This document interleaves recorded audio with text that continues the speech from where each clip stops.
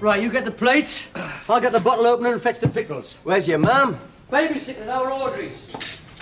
Hey, what am I doing having fish and chips? I was just going to run you home. You didn't have to get them. It was me that wanted them. I know, but as soon as that smell wafted into the car from the silver grid, what can a man do? I won't do you any harm just this once. Do you want some bread? No, thank you. Well, just a slice. Have you got any brown? I always think brown's so much less fattening than white. Hey, you're a funny fella, you are. With fish and chips, butter, vinegar, tomato, ketchup and a gherkin, and you're worried about the calories in one slice of bread. I like to watch me figure. I like to eat well-balanced meals. On a night like this, I feel I'm being unfaithful to me stomach. Well, if you're going to be unfaithful, you might as well go the whole hog and gobble the lot. I mean, if you were being unfaithful to Thelma, would it ease your conscience if you kept your socks on? No, of course not. Of course not. Have a pickled onion. Ta.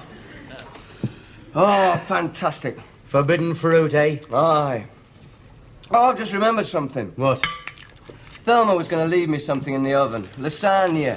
What's that? Oh, it's Italian, isn't it? She does it very well. She gets it from a cookbook we got free with the new cooker. Oh, really? She'll have gone to a lot of trouble to make me that. Look, if you don't want yours, I'll have it. No, keep your hands off. The cat next door can have the lasagna. It's too fattening anyway. This is one of the great meals of the world, fish and chips, and the British invented it. Aye. In the dark days when Britain was in the throes of depression and unemployment. You mean last Christmas? No, I mean in the 30s, before the war. That's when the fish and chip shop was invented. And it saved the poorer people because it meant the working classes could get a hot meal a day. Right. And don't tell me there isn't any nutrition in it. Because if our parents' generation was brought up on this in the 30s, they didn't do so bad in the 40s. Not like those unhealthy Italians brought up on, what is it? Lasagna. Lasagna, right. They capitulated at the first hint of hostilities. Well, I don't think diet determines national character. I think it does. I think the national dish of a country is a good indication of the people. That's why I always avoid sauerkraut, sukiyaki and haggis. What have you got against the Japanese? I can understand your animosity to the Germans. And the Scots, especially they're in the World Cup and we're not, but what have you got against the Japanese? I don't know. It goes back to childhood, I suppose. I mean, when we were kids, the Japs were the enemy. Much more so than the Germans. I mean, Saturday morning pictures, it was always some fiendish, slant-eyed villain you used to boo. I've never harboured grudges like that, even though they tortured Biggles. In Biggles in the Pacific. There's just something about the Japanese that I don't trust. Maybe it's because my Uncle Fred was in Changi prison. Is that why you don't like Cockneys? Because of your cousin Tom being in Wormwood Scrubs? Well, that's not a very nice thing to say now, is it? Every family's got a black sheep. Don't like Cockneys because they're southern. Sometimes I think, Terry, that you are the most unreasonable, prejudiced, bigoted soul in all the world. Speaking, pass the pickle. Hey. This takes you back, doesn't it? Takes you back to the Friday nights we've come back here for fish and chips. Spent the small hours in long, pointless discussions about football or sex. Usually both. Not a worry in the world. Relegation, that was our main worry. Good days, you know, Terry. Oh, magic, man. Magic. Aye. Sometimes we wouldn't come back here. Sometimes we'd have our fish and chips on top of a 17 bus, going to the dance with 8 pints inside of us. Each. And then into the Roxy, swallowed up by that great warm, sweaty cavern, Art Sibley in our ears, and a warm, expectant tingle in our loins. That was the 8 pints. But go downstairs, straighten our ties, share your metal comb, and have a slash and straight into the first cha-cha-cha. You'd bring 'em in close, and if they didn't hold back, if they stayed in cheek to cheek, you knew you were away. All the girls in the Roxy dance cheek to cheek to avoid the smell of beer and pickled onions on your breath. Magic. Seems like yesterday, but it wasn't. It was years ago. Suddenly the past seems so much larger and the future's shrinking and I haven't got time for the present. I don't know what you're getting so nostalgic for. You've cut yourself off from your past, you have. You're hiding from your past up on the Elm Lodge housing estate with your friends from the badminton club. Here we go again. I mean, what are you doing here with me eating fish and chips in my terrace parlour, eh? Eh? You're slumming, aren't you? You should be back at Nob Hill eating spaghetti. Lasagna. Well, whatever it is, am I supposed to know? I'm not Fanny Craddock. Certainly not. Well, you're not doing too bad. You're getting through that lot all right. I am and all. I'm going to have terrible indigestion in the morning. That's a guilty stomach. It is. It's just like illicit sex. You can't stop yourself doing it, but afterwards you're full of remorse. Well, I wouldn't know. I'm not getting any sex, illicit or not. Well, I won't be getting any for the next fortnight, will I? Not with Thelma's speciality singeing away in the oven. Talk about the old days. You're right. Nothing's changed. You're still leading me astray, aren't you? Keeping me out all night, making me drink too much, making me eat too much, filling me up with carbohydrates. I was only going to have a swift half tonight, you know. That was 7 hours ago. It's a good job they pulled the Roxy down. You'd have me down there dancing cheek to cheek. Oh, don't twist your arm. I don't twist your arm. Hello, Bob. Hello, Mrs. Collier. Pet. Hello, Ward. Nice night. Yes, all right, thanks, Bob. Of course, only got incapable. I had to drive me mum home. Well, we've just had some news, I'm afraid. Yes, Mrs. Hope rang to tell us. What news? Your great-uncle Jacob's gone Gone where? to a better place. Oh, you mean he's left that old people's home? Well, he was never happy there. He passed on, Terry. Oh, never. Oh, dear, I am sorry. Oh, I never even knew he was ill. Well, he wasn't. It was just like that. Oh, dear, I am sorry. Well, he was 81, Bob. Oh, me great Uncle Jacob. Well, I never. What a shame. Well, I'll put the kettle on. Well, don't you want to get back, Audrey, pet? No, Mum, I'd rather wait till Ernie's asleep and avoid his drunken caresses. Oh, dear, I am sorry. Was it just old age, like? Oh, yes. Mrs. Hope said he just passed away quietly in his sleep. First time he's ever done anything quietly in his life. Aye, that's true. He was a real character, me Uncle Jacob. Not many of his kind left. Just as well. Oh, what a nice thing to say. No, it's true, Terry. He was an old devil. I know it's not nice to say a wrong word about the departed, but in your great-uncle's case, it's hard to find a right word. He gave our Auntie Marjorie a terrible life, bless her. And since she died, well, I don't know how many homes he's been into. Do you, Mum? Oh, I've lost count, Audrey. He only got in Studley Mount for the skin of his teeth. He was 81, but he still had his urges. What was that first home he went into? Ilfracombe, wasn't it?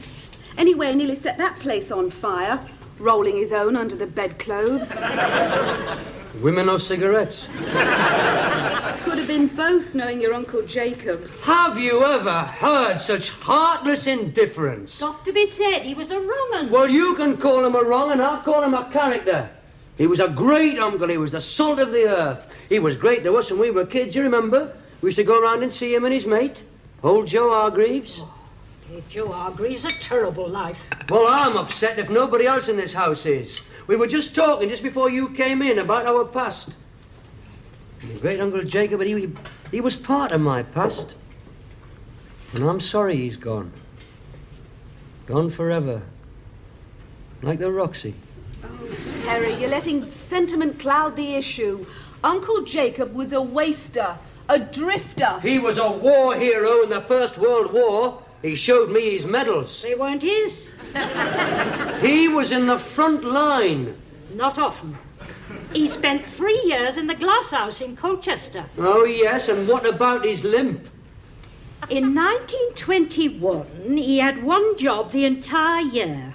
Santa Claus in Bin's department store. That's how he got his limp. Got drunk and fell down the lift shaft. He used to tell us fantastic stories, didn't he, about the trenches and about when he was in the Merchant Navy? What about all those stories about fantastic places like Shanghai and Valparaiso? He never got further than the North Shields ferry. And wasn't he a fur trapper in Canada? I thought he got mauled by a bear and had all his extremities attacked by frostbite. Well, if they had been, his urges wouldn't have caused all that trouble in Studley Mount, would they? He might have coloured things a bit, but that was just his natural storyteller's gift. Oh, he was a liar, Terry, and a drifter, as Audrey said. When he came out of the army, he hardly did a day's work in his life. Any money he had, he drank or gambled away. He made his wife's life a misery when he was at home. And as for his friend Joe, well, he ruined that marriage. He was a bad-tempered, cantankerous, bigoted old so-and-so. My God. What? She's just described you.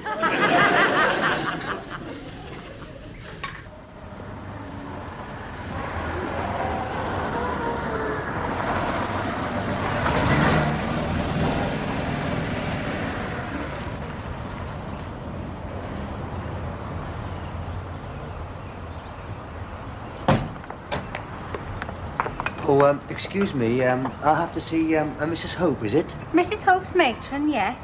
What did you want to see her about? Oh, it's about Mr. Nesbit. Well, the late Mr. Nesbit, that is.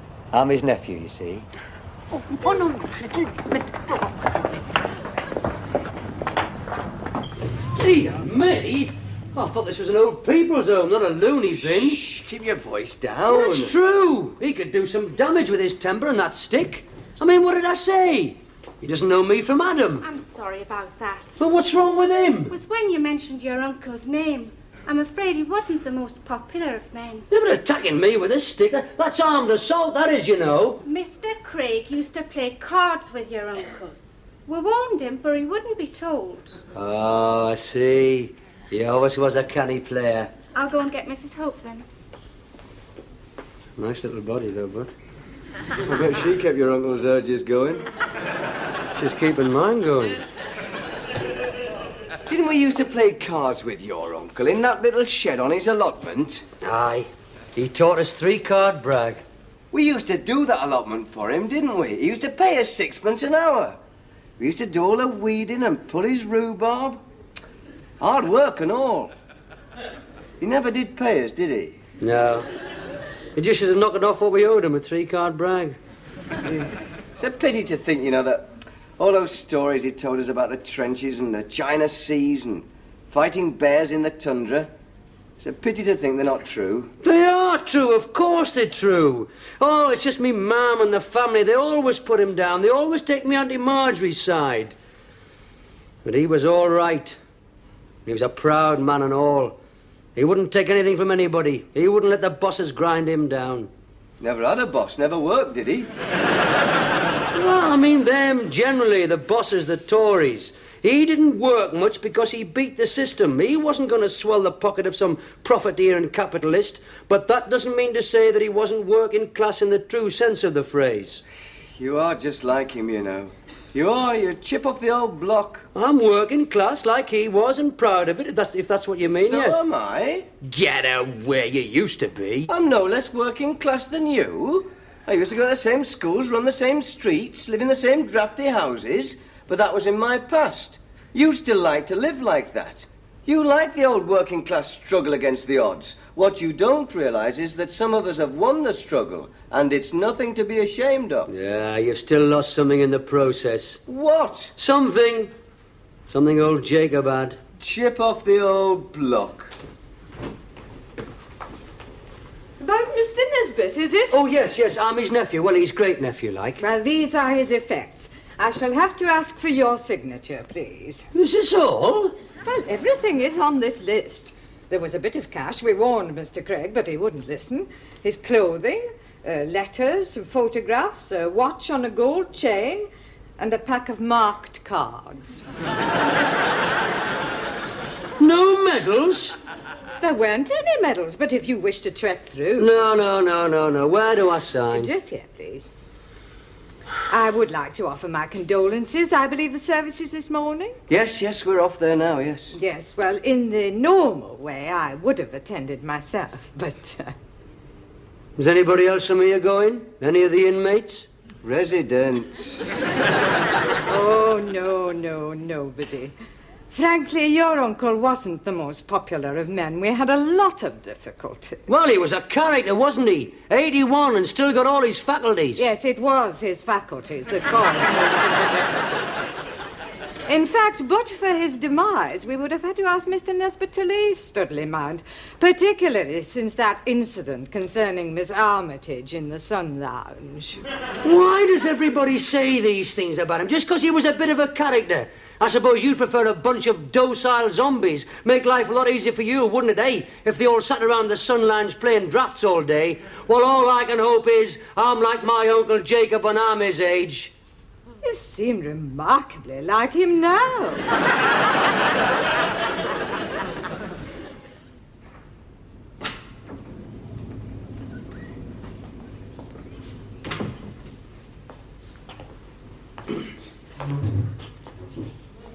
Time is it?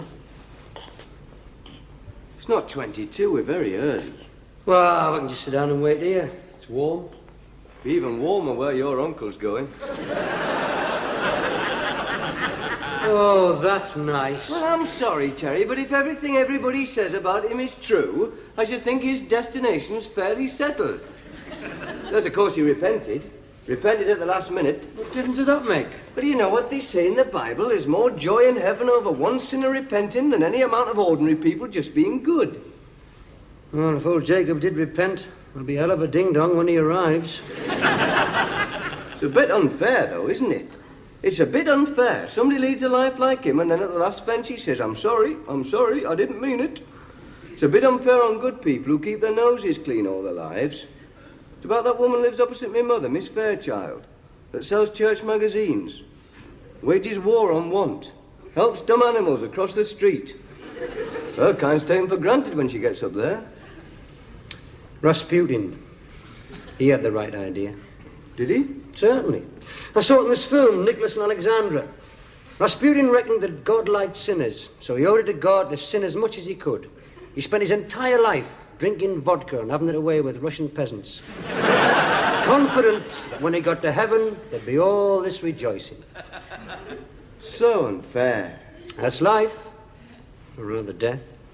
Very unfair, though, isn't it, on people like Miss Fairchild? What do they do when she gets up there? Oh, you've arrived, have you? There's a magazine. Your cloud's over there. Now, just excuse us, we've got a party on next door for Rasputin. The thing is to give yourself time to repent. Yes, but it's a bit tough if it happens suddenly, doesn't it? If you get run over or struck by lightning. What if that happened to us today and we hadn't repented? Oh, you'd be all right, you would. Ex-Queen Scout, you've applied for the Rotary Club. You've been faithful to Thelma, indeed, if not in thought. And you're good to your mother and you pay your rates prompt. I don't think celestial membership depends on whether you paid your rates or not. No, but it's a sort of indication as to the sort of person you are. No, you'd have no bother. I don't think your chances are very rosy. Well, I've led a more full of an active life than you, haven't I? I mean, I'm no stranger to sin. You see, in the army, I was in Germany, Cyprus and Malta. Places like that are heaving with sin. Well, Thelma and I have been to Cyprus and Malta on our holidays. It's not the same, though, is it? Not the same at all. On a package tour with your wife. We weren't married on them holidays. Pardon? We weren't married. Well, there's no need to whisper. He knows that. Just as he knows about you and Deirdre Birchwood. And us nicking dinky toys, and me getting caught. But you see, all this is just small stuff compared with, well, Mussolini or Al Capone Or Uncle Jacob. Every family's got its black sheep. Yes, it's just that yours got more than most. Well, your cousin Tom and Uncle Jacob and yourself. Dear me, you've got a whole flock of them. Well, your family's not immune. What about your cousin Lillian who ran off with that road gang on the 8-1? Lay by Lil, what about her? Lillian always was a bit headstrong. She gets carried away. That bypass would have been finished months ago if it hadn't been for her. Don't you go on about my family. Every family's got somebody. Except Thelma, I suppose. Sure are, lots as pure as the driven snow. No, you're wrong, as a matter of fact. Oh? Yes, there's this cousin of her mother's. Don't say that No. No, well, he's called Trevor. It's just that he's a bit, Is he? He was at the wedding, you probably didn't notice him. What, did see a fella in a purple tie smelling of lilies of the valley? That was Trevor. Get away. Well, it takes all sorts. Aye, the family don't see much of him. Lives with an antique dealer in Harrogate. Well, they're all puffs in Harrogate. Oh, what time is it? No, it's not 10:02 yet. We're very early. Who's coming? Oh, they'll all be here. All my family. And old Joe Hargreaves, I suppose, if he's still mobile. And the usual mob you only see at weddings and funerals. Oh, aye, they'll all show up. Never turned up to see him at the home. or ask him back for the weekend or Christmas, oh no. But they'll all be here today in their bits of fur and their new hats. Hypocrites. I think you're being a bit of a hypocrite yourself. What do you mean? Well, I'm sorry, Terry, but, I mean, we thought he was fantastic when we were kids, all right. He was a character and he used to tell us fantastic stories and that, but... Well, it is fairly apparent that he was a bad-tempered, idle, dishonest, lecherous old bigot. No disrespect. Well, I would like to say a few words on behalf of my great-uncle Jacob. Because somebody's got to speak in his defence down here before he gets off to wherever he's going. All he tried to do in life was go his own way. His only sin was not conforming and not becoming one of the faceless masses. He was true to himself. But for all the respect and affection that's been shown to him on this world, well, the sooner he gets on his way, the better. And what's happening? I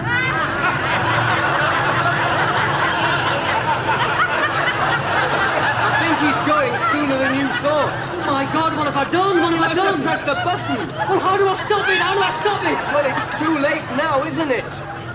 Poor old Uncle Jacob. He's going to miss his own funeral. I think we should know. Come on. Come on. Have one of these, Rose. Or there's some fruit loaf Audrey made. I shouldn't. Well, just the one. Do you want some tea, Joe? Or are you going to stick to your beer?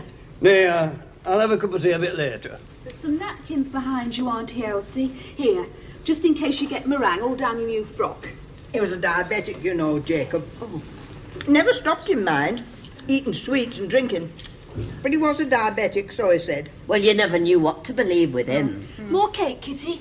I don't know where I'm putting it. I always thought he'd outlive you, Joe, because you never looked a well man. I thought I'd never live as long as this myself.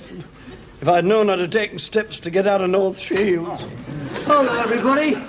Rose, Auntie Kitty.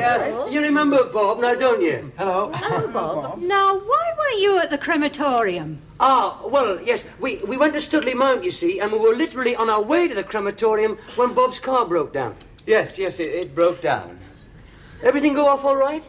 No, it didn't. It was most peculiar. He wasn't there. He wasn't there? He'd gone without us. Typical of our Jacob, that. We get all dressed up and traipse up to that cemetery in this bitter wind, and he hasn't even the decency to hang on for us. Most peculiar. Well, I felt sorry for that young vicar. He was most embarrassed. Well, I think it was body snatchers. They used to in the old days. When I was a girl, there was body snatchers. Yes, I just don't understand. Didn't the undertaker show up with a coffin? Yes. The vicar saw it with his own eyes. It was most peculiar. There's a switch, you see. Somebody must have set the switch off. Yes, well, I think we'll just go and wash our hands. Are you sure you two weren't there? No, I told you. The car broke down. Are you certain? Positive. I swear by my uncle's grave. If you could find it.